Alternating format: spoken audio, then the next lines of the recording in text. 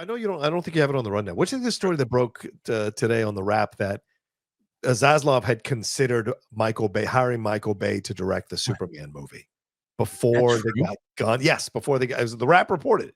Before I don't. They're not a lot of sites that I believe. The Wrap, I believe. Gunn and Safran, that was the one they chose, but Zaslav really considered bringing in Michael Bay for Superman. That just cements the fact the guy has no idea what he's doing when it comes to. I said it wouldn't break the franchise; it would break the world if he had a Michael Bay Superman. For God, but that's just somebody out of touch with the idea. He's never claimed to be a movie guy. He's a business guy, right? He's a business guy, and he's also an older business guy that remembers. He's like, oh, I remember that walking into the theater and seeing that Armageddon movie, and Armageddon did really, really well. It's like it was the 90s, guy. It was a different time back then. He's like, yeah, but what's the difference? Like a lot of these people are just out of touch, with what works and what doesn't. Putting Michael Bay directing that, I mean, the fan base would have been like mosquitoes. And an open wound. Like, are you kidding me, Michael? I mean, it's the one time that you would have seen Zack Snyder fans and every other fan combined together going, what are you doing? You know what I mean? It's like, who else would have, they would have, that's how they say, like, Braveheart, unite the clans. How do we do it? Hire Michael Bay. Michael Bay. Perfect. Yeah. Well, it would have been absolutely ridiculous. Megan Fox is Lois Lane in a way too tight blouse. I mean, slow motion as she's walking with the camera to, and like, wait, is she holding a camera? All I can see are her legs and her rear end. It's like, so, yeah. He'd probably put like red, white, and blue trunks on Superman. No, he changed. I mean, and Superman would shoot rockets, right? Shooting rockets in slow motion. No, that would have been the absolute worst thing that could ever happened. Sydney Sweeney would have been. But here's the thing, though. But this is why. Also, to be fair, as much as I say that about Zaslav, really, he clearly doesn't know what he's doing. The argument against what I just said is, well, wait a minute. Yeah, he was going to, and then he had conversations with people that said maybe you shouldn't do that, and he said, oh, all right. What about the James Gunn and Safran guy?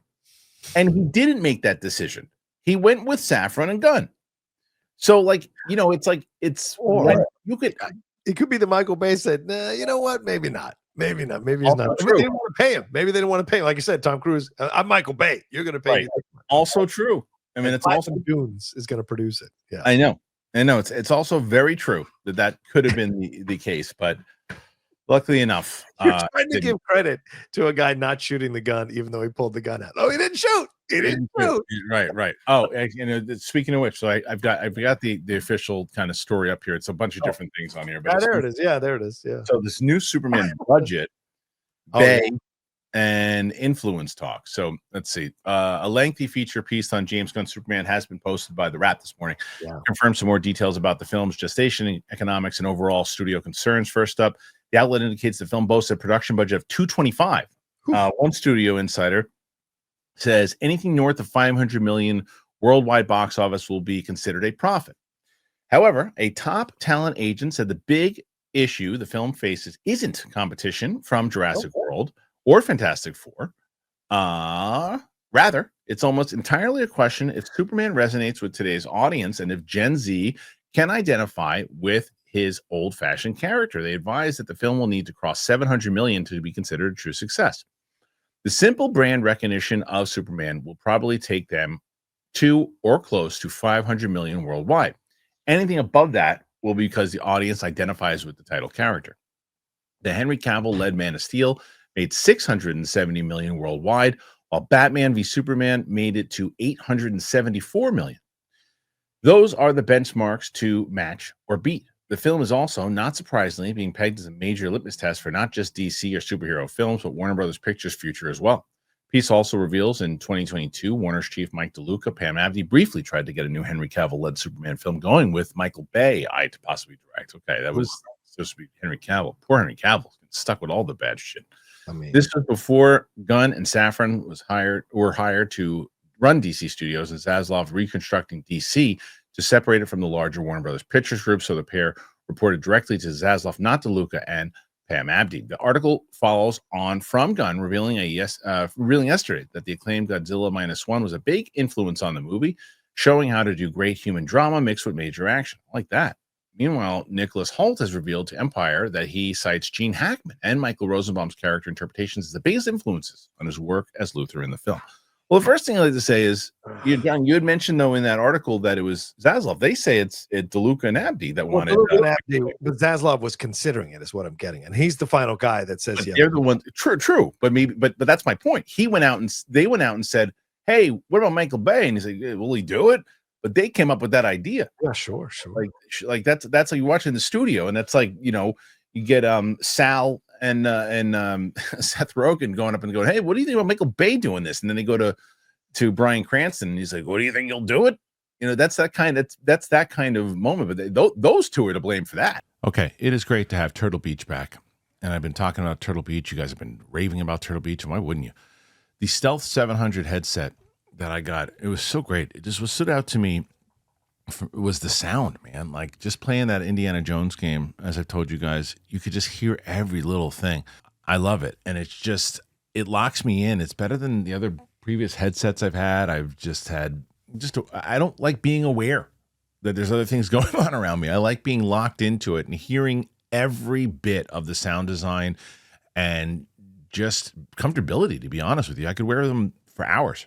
I did. It's almost like they're so comfortable in my head. I was like, oh, I didn't realize I have these things on. I love how precise the audio is. I just feel like I'm so locked into the game when I'm doing it. And it's like that feeling I get when I'm in the theater. I'm just in the world because of the sound. I love sound. You guys know that. The other thing that's great about it is the 80-hour battery. That's crazy. I mean, you don't even feel like you ever have to even charge it. The worst is you're playing something and then it just craps out on you. And you're like, oh, no. The Stealth 700, it has the industry's first ever cross-play dual wireless transmitter system. What it means is that you can seamlessly switch between your consoles and your PC with just a click of the button. It gets even better. While being connected to your console, the Stealth 700 can connect with your phone for music streaming or taking calls at the same time. Listen to your favorite songs while gaming, and it's all done with the Stealth 700. And this is the easy part. You head to turtlebeach.com, use that code Kristian for 10% off your entire order.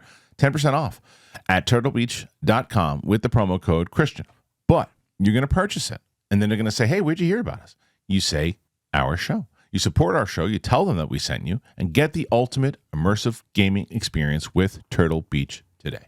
If Paulie and Silvio come up with something and Tony even considers it, Tony takes some of the blame. Totally fair. Totally fair. Absolutely fair. You should little numbers. I know. Absolutely fair. But I think that overall, I like what I'm hearing. I like the idea of, where they're going with the character pieces. And Gunn's always been good with that. You can't just do blowing up and, oh, look, it's a cute dog. You got to care about the characters, and you got to care about Superman for sure. And I also agree with the assessment of the numbers. Let's say if it's 225 or whatever it might be, 500 DC, the new DCU is able to survive, but they're going to be against the ropes, right? Yeah. Anything over like 600 up, they're like, okay, we got Superman out there, we're doing good. 700 and up, it's a hit, right? 700 up. Yeah. At 700 up, it's a hit. And then you can keep making your movies and you can breathe a little easier. Anything lower than 500, like they said, it is a big problem for DC in general and a huge problem for Warner Brothers.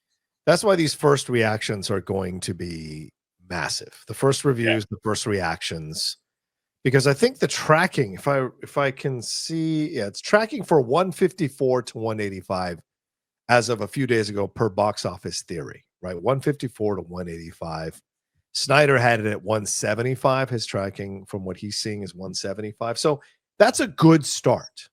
175 opening weekend is crazy.